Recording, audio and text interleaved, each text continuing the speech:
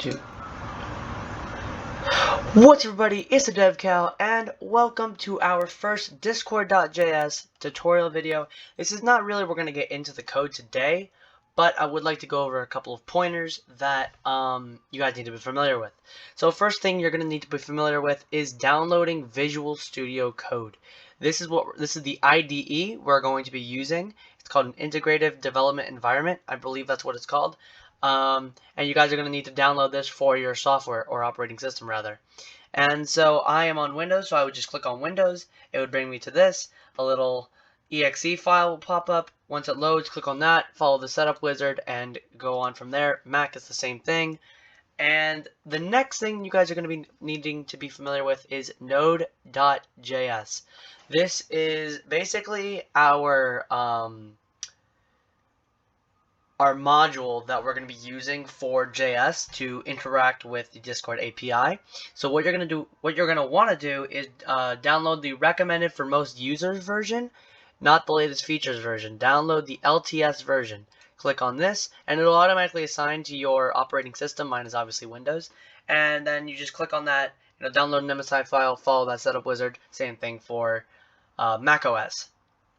The next thing you're going to want to do is familiarize yourself with discord.com/developer/applications. This is the application page for your Discord bot. So in the first tutorial that we're going to do, we're going to learn how to set this application up, and then add it to our Discord server. And so just familiarize yourself with this and creating applications, which I will show you though, so don't worry if you don't really understand it. The final thing that you're going to need to understand, and we will get more into this website on the way further into the tutorial series, is GitHub. This is basically a repository website where you can keep and store your code, and I will show you how to secure that and do many more things with it along the way.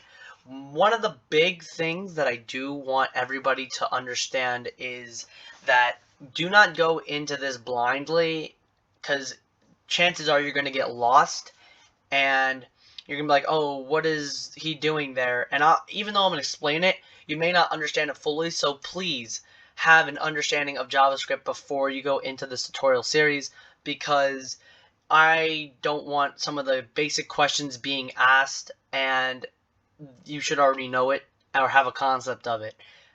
So node packages, just general JavaScript features and functions are places to start, and it'll make Discord.js a much easier thing to learn.